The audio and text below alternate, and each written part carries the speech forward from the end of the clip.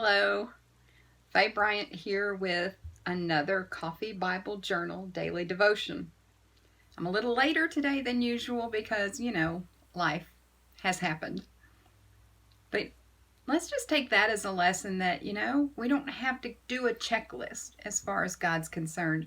We do life and we don't have to check off the checklist. It's not a little tick box every time we do something right or wrong, and we just stay in relationship with Him. But anyway, let's do some looking at Hebrews 10:23 that says, "Let us hold tightly without wavering to the hope we affirm, for God can be trusted to keep His promise." And here's what I got today. Hold fast! The words would have been shouted across a sailing ship when the course began to shift, meaning those who held the ropes and wheel must work against the sea and wind to right the course. Today in Hebrews 10:23, we're told to hold tightly to our faith. Why would that be? Can we just agree that all who are reading this and the one who is writing it are human? Great. Got that out of the way. Complacency is a human trait.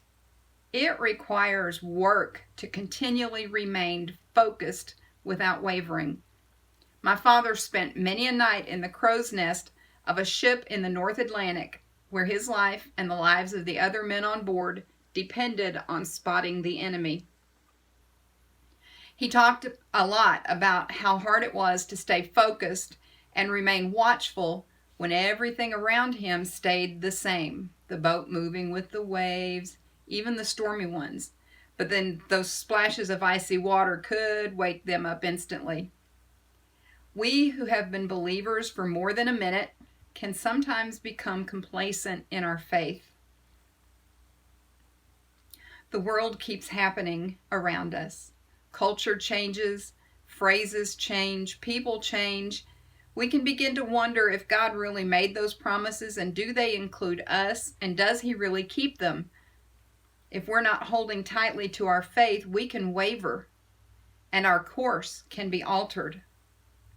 That's when a correction is necessary. Corrections are much harder than not going that way to start with.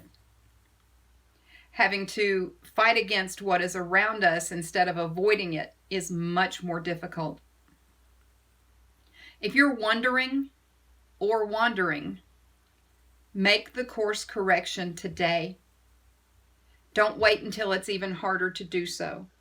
Take that first step back to your first love, your Savior. His promises are real. As a believer, they do include you. He will meet you as you return to Him and correct your course. Coffee Bible Journal. And you can grab a copy of an ebook with 40 of these devotions in it with beautiful pictures also there. And you can have that downloaded instantly at faybryant.com/author. And there's a couple other books there too. Feel free to buy all of them or any of them or whatever makes you happy. But today, let's look at our course and let's hold tightly to our faith. Until next time.